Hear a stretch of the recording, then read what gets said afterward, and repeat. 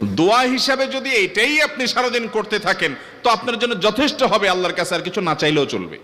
আমার জীবনে বহুবার এমন হয়েছে, বহুবার এমন এমন বিপদ যে দেয়ালে পিঠ ঠেকে গেছে, এখান থেকে উদ্ধারের কোনো পথ আর চোখের সামনে দেখা যাচ্ছে না।